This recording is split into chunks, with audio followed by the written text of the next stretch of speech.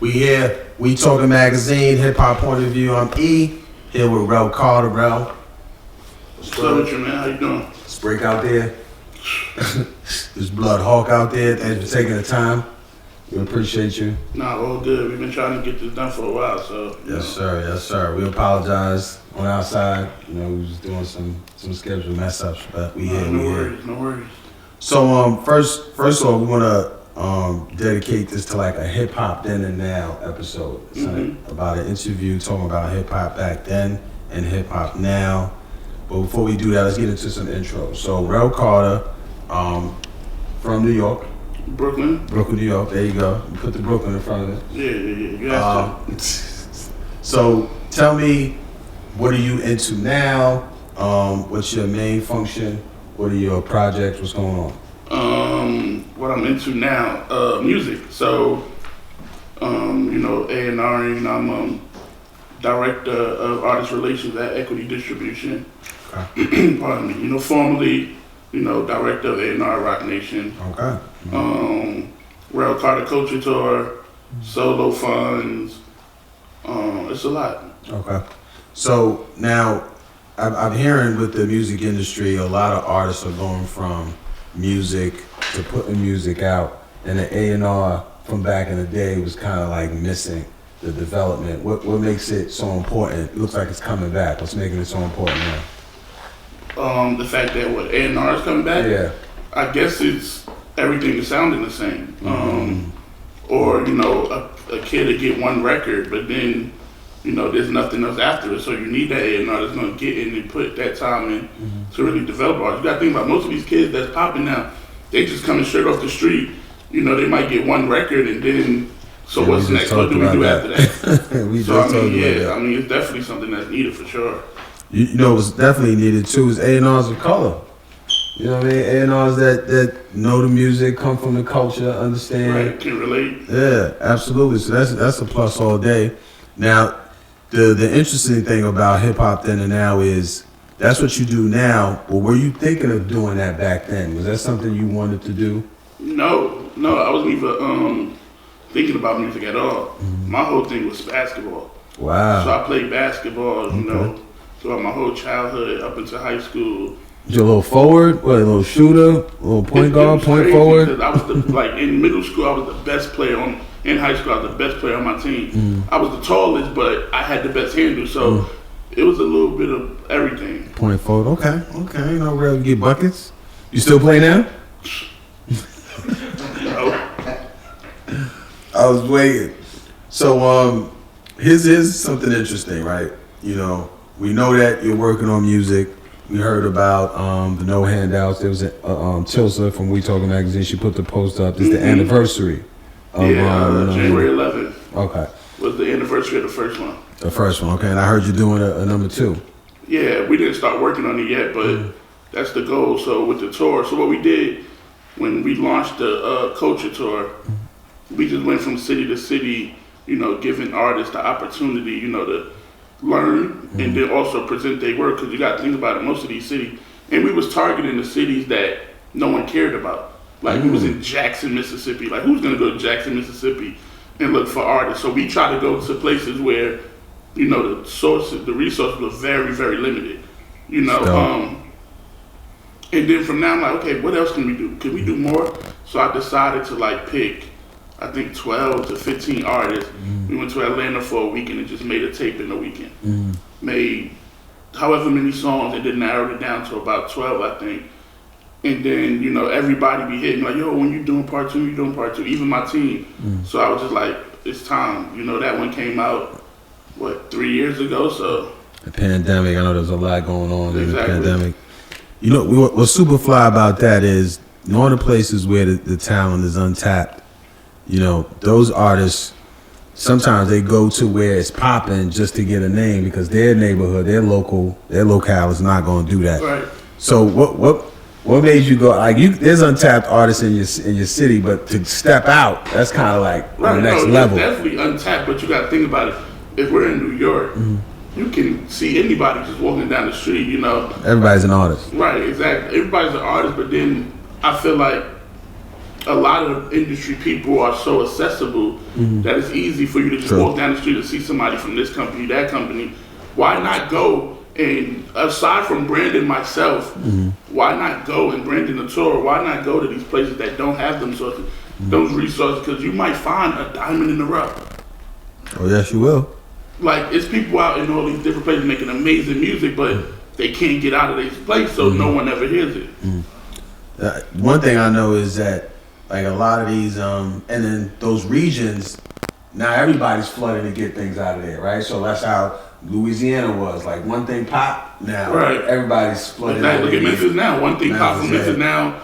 Memphis got the hottest rappers in the game. It just takes that, but it took somebody to get out of Memphis. I mean, then a lot of people, they move from their city, not talking about Memphis, but let's say someone moves to Atlanta. Now they sound like they're from Atlanta, and then it's like, no, the music you was making before is better. So let's figure out how to keep it that way and still, explore options of trying to get you there. Get people on to you. So how did you get all those artists to record?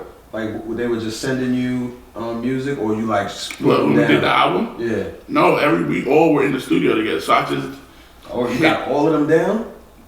Like, got paid for it? Yeah, I'm about to say. No, I don't know what budget you thought was there. No, Rel is paying. Let's go, Rel. No.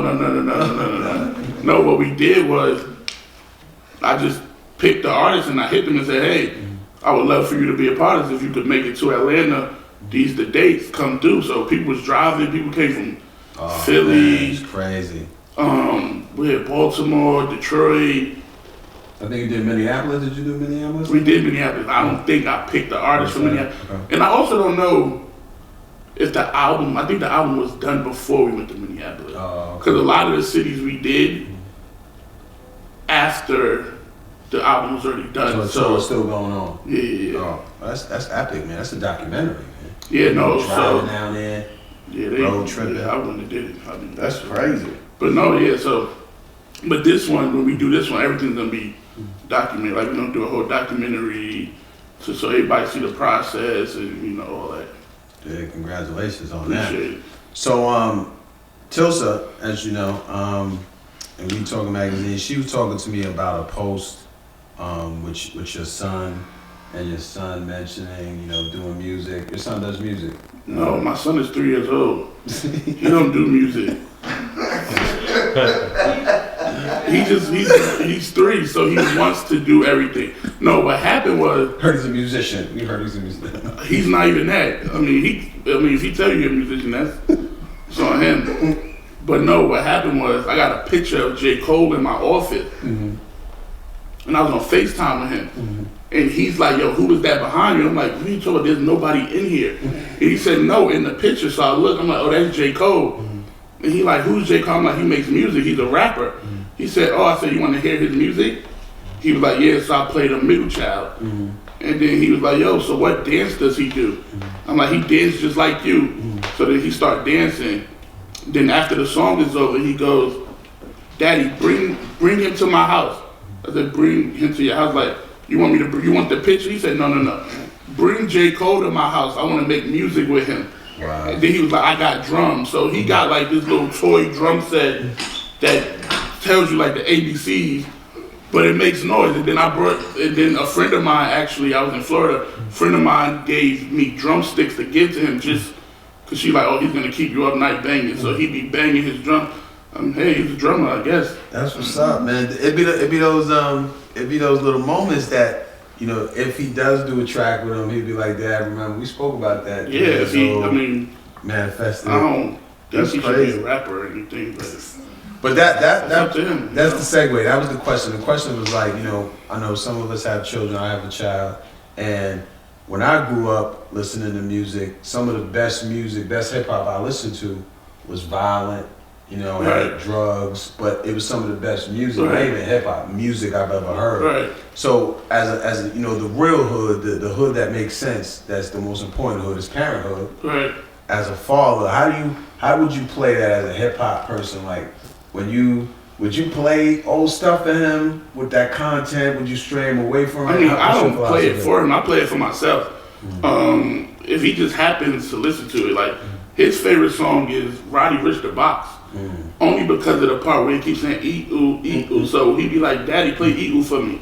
I don't stray away from it. I mean, he won't relate to it because he's not gonna ever be a part of that life of.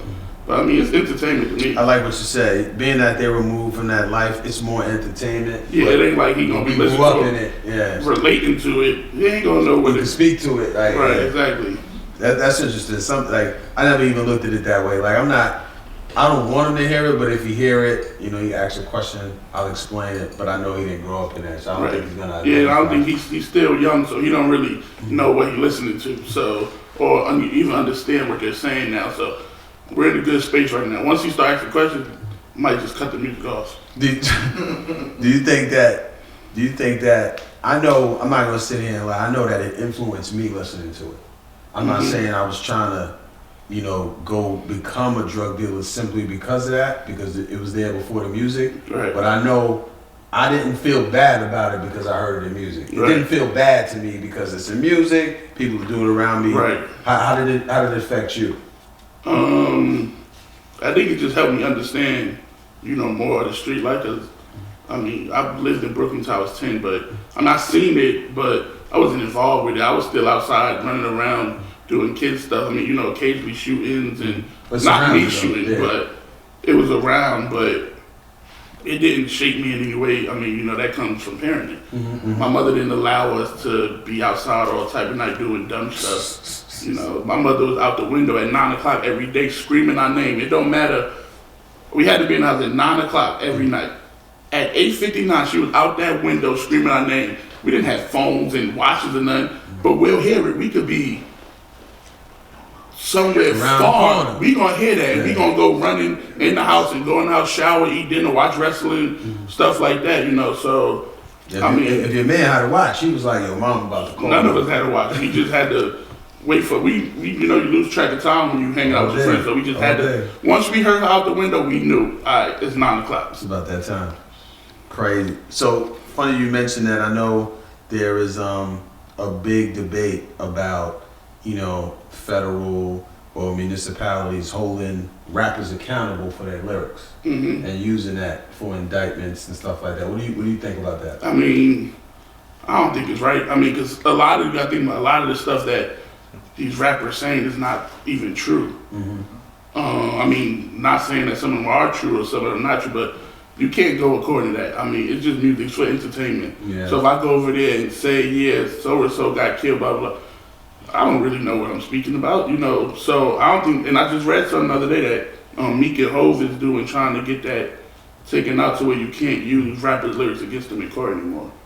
I mean, I'm thinking about it like maybe they shouldn't talk about that stuff, but then again, it's going to affect the art. It's going to affect. Yeah, I mean, if you really kill somebody, I don't think you should talk about it on the song and say, I just smoked so recently. Me and my cousin B-How, we be watching this YouTube. I don't even know the name of the YouTube channel, but it was like a bunch of beats, and it was about Detroit. It's different cities that they talk about, but the one we talk about in particular was like Detroit and how this rapper killed somebody, then rapped about it, and then he ended up getting killed, and all this. Oh, they chased it down. That one was wild. I'm gonna get the YouTube channel for y'all. Y'all should watch. It's entertaining. Not the fact that people are losing their life, but just for you to see, like, damn, these niggas really out here wilding like this. And they tracking it. And it's being tracked. Yes. Yeah. As an A&R, that's important for your new artist. Like, bro, this is not a game, man. Anything you put out, just for the record, right? This is a federal. No, for sure. You gotta know what these people into. You go out there, get this kid some money, thinking he about to be the next biggest thing, not even realizing he got a case. He's supplying guns for the hood. Absolutely. That just happened to us the other day, man. I'm not saying no name, but yeah, we was having a meeting about artists and wanting to sign them, and then literally a week later, we found out, he just got locked up for this, that, and I'm like, damn. And I know for like, what about the entertainers or rappers that go into acting? Now you can't do like action films. We're gonna hold action films against you. It doesn't make any sense. But at the same time, we shouldn't be incriminating ourselves. We do need to do a little better with that. Yeah, I definitely think that once you make it to a certain place, you just have to stop. Like you don't have to live that life anymore. I don't care if you don't become the richest man in the world. If you come to a position of success where you can feed your family and do all the things you like to do, you don't have to be Jay-Z, Diddy, and none of these people, but you way better off than when you was in the street. You just have to stop. And then it don't even be them most of the time. It be the people around them that's doing dumb shit, but you're the face, so they're not going to say so-and-so did. They're going to come straight for you. So I just feel like, once you come to a position, I know it's hard, because even if you are that deep in the streets and you doing this, that, and the third, the people, your ops, don't give a fuck. So they still gonna come for you. But I don't know. You just gotta. I mean, it's doable. We've seen a lot of people do it.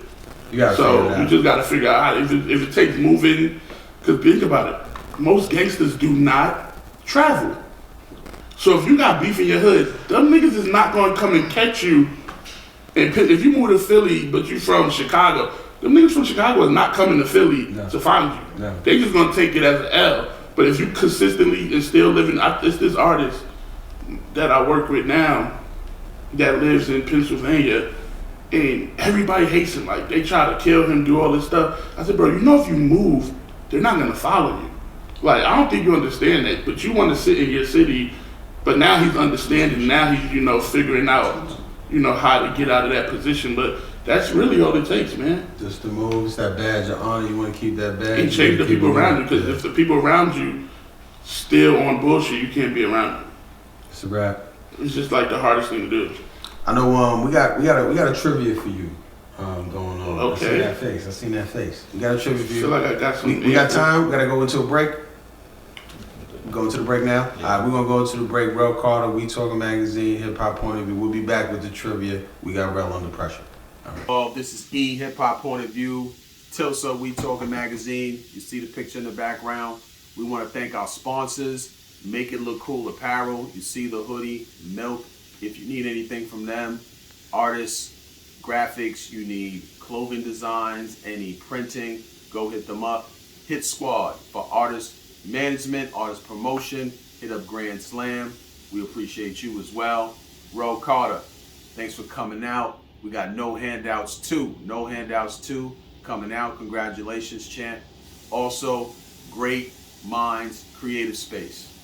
Man held us down, took care of the technology, a wonderful area. Please, if you need something, podcasting, audio, engineering, photo designs, hit them up, okay? Let's get involved. Hip Hop Point of View. We back. We Talking Magazine, Hip Hop Point of View. Let's go into some sponsorships real quick. You see the Make It Look Cool hoodies, Milk Apparel. All right, we got the We Talking Magazine, the book Lady in Red, and we got the new trivia sponsored by Rel Carter. All right, the inaugural questions with Rel Carter. We're gonna start that now. So we're gonna do the first part of the trivia will be sort of like a hip hop family feud we do, a hip hop point of view. All right. So I'm E. Sometimes they call me E Harvey. We're gonna do. How far back is this going though? Because if you're gonna start talking about like 70s hip hop shit, don't ask me that. This is why it's under pressure. This is why it's called shit. Under Pressure. I'm about to be like, yo, he don't need to be working music industry. Shit about to get real dark. It's real. This one's gonna be real simple. You know what I mean? Real current. You know what I mean? So as you go. How current? I don't know these new rappers either. This shit about alright, just go. Fuck it. Shit about to be. It's gonna be dark quick. Rel need a time frame. You know what I'm saying? Yeah, I need like late 90s, early. Don't do nothing past 2010? No, I got a little bit after that. Don't do nothing from 2021 to. I'm a rapper. Don't do nothing from 2020 to now. I don't know none of the young names. None of the young names. So this is what we're gonna do. So Hip Hop Family Feud. Since you go by Rel Carter, right? 2 names, Rel Carter. We need 6 rappers out of Brooklyn. With 2 names only. Rel Carter. So the top, it's not the top 6. Just give me 6 rappers out of Brooklyn with 2 names. Ready? Go. Pop Smoke. 1. Shit. Does Notorious B.I.G. count? Oh no, that's 10 names, bro. That's 10 names. Not the Notorious B.I.G. I said Notorious B.I.G. Does that count? Would you give that? No. Yeah. 2 names. So we got Pop Smoke. Keep going. You got this. Pop Smoke. Do not help him. Busta Rhymes. Busta Rhymes. There we go. 2. 4 more. Lil' Kim. Ooh, I didn't guess that one. Lil' Kim. 3. Foxy Brown. That was rolling. 4. Damn, what's the Lil' C's? Ooh, okay. Junior Mafia did the whole. Damn, what's the 1 more. You good? the one dude. Come on, y'all know who I'm talking about. The dude that do the recaps. The fucking 2020. And we know you're talking about, but I can't do it. I can't tell you. All right, Red Cafe. Red Cafe. That's not what I was thinking about. But you talking about Uncle Murder. See, somebody. Okay, how was that? How was that? Huh? How was that? You did good? I guess. That wasn't too hard. I see y'all trying to help him out there. He's like, Uncle Murder, it's Uncle Murder. Rowdy Rebel. Yeah. Rowdy Rebel. See, Bobby Shmurda. I said nothing from. See, y'all don't listen. But you didn't. Oh well, they are early because they you know those names. You know those names. No, I know them. Yeah, Bobby Shmurda, Rock Nation. So yeah. Okay. So you talked about being from Brooklyn. You know, you've been a witness to obviously the gentrifying. You know how Brooklyn's moving now. I know it's not the best thing, but true or false? Dumbo, right? Does Dumbo stand for Down Under Manhattan Bridge Overpass? True or false? True. True? I'm just gonna say true. I don't really know, but yeah. Did y'all know that? That's what it does stand for. I didn't know that. Did you know that? Did y'all know that? No, that's what it stands for. So it was just named after the elephant. Me too. Nah, that's what it stands for. Dumbo, Down Under Manhattan Bridge Overpass. Okay, but you said true. We got you 2 for 2. So it just made sense. I didn't think you would think that. Make that up. It makes sense though. 2 for 2. All right, next one. So Lil Wayne, the Carter. I know he has about 5 the Carters right now. Do you remember what movie the Carter came from? Of course, New Jack City. See, I was gonna give you multiple choice, but you got it. No. Let's go. Okay, Rel, 3 for 3, man. Yeah. You still balling. Yeah, let's see shit get worse. Nah, you good. That was just 3 questions. You knocked it out. You killed it. Oh, ain't no more questions? No, that's it. Oh, 3 for 3. okay. You good, bro. Oh, So, yeah. how was that? Was that under pressure? How you felt?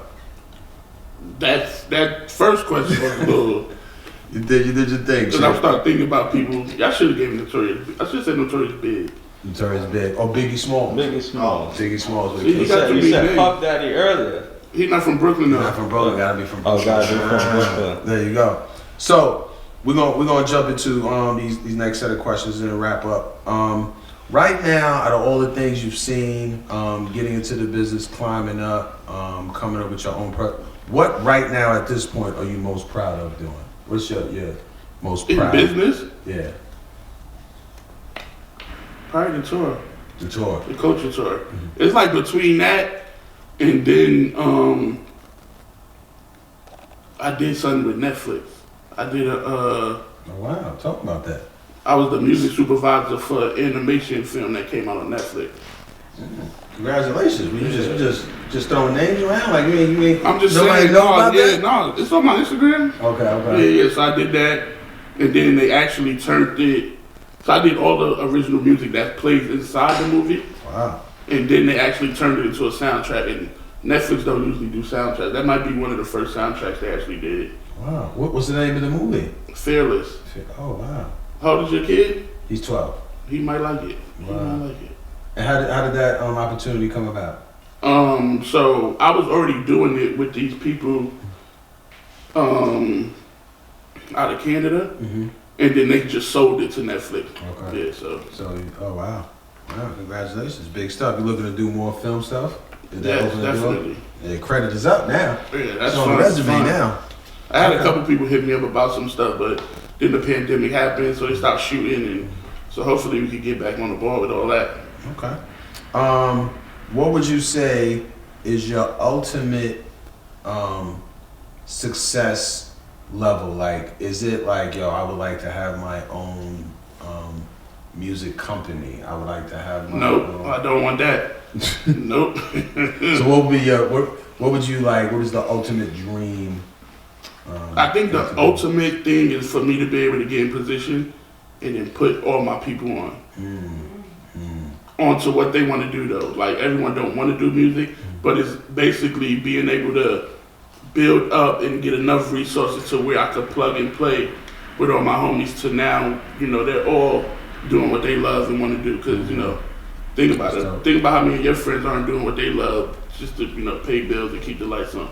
So I want to be able to get to a position to where I have those connections to get plugged and play out. You like doing this stuff, and so Yeah, that's my main thing. That's gonna be the key to our movement as a people. Right. And if we can't do that, then we're gonna be stuck because not all of us can do A, B, and C. Right. But we're amazing at certain things.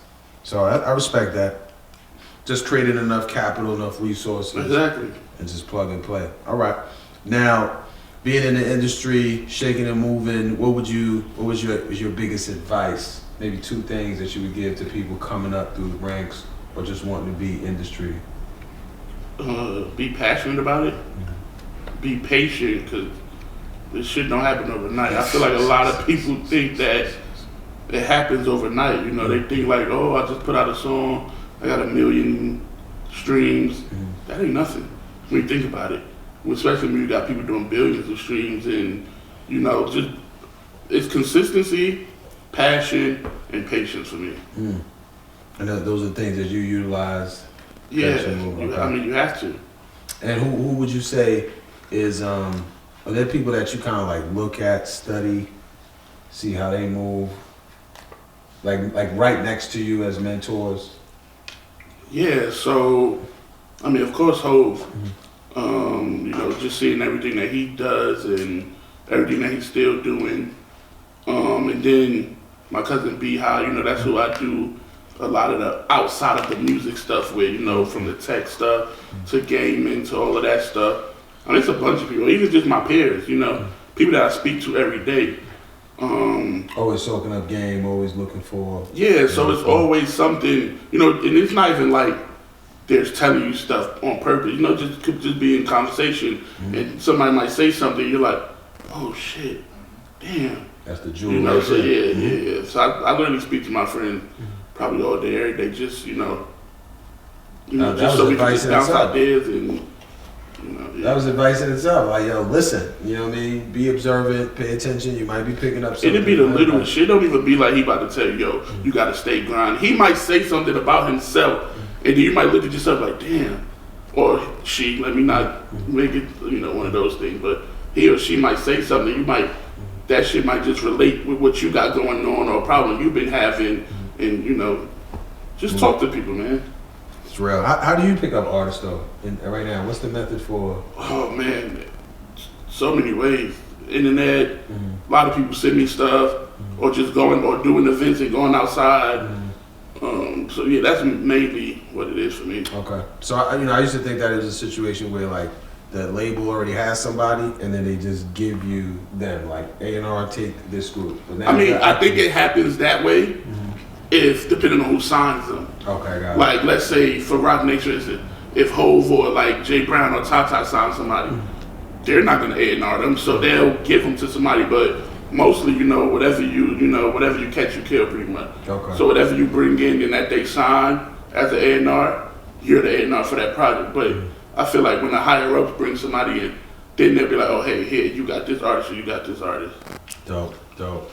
Rel Carter, we appreciate you, man, taking the time. We Talking Magazine, Hip Hop Point of View. First, we want to tell them if they need to get in contact with you, obviously for business, where you are on Instagram. What's the information for that? My Instagram is Rel Carter, 1L, RELCARTER. Okay.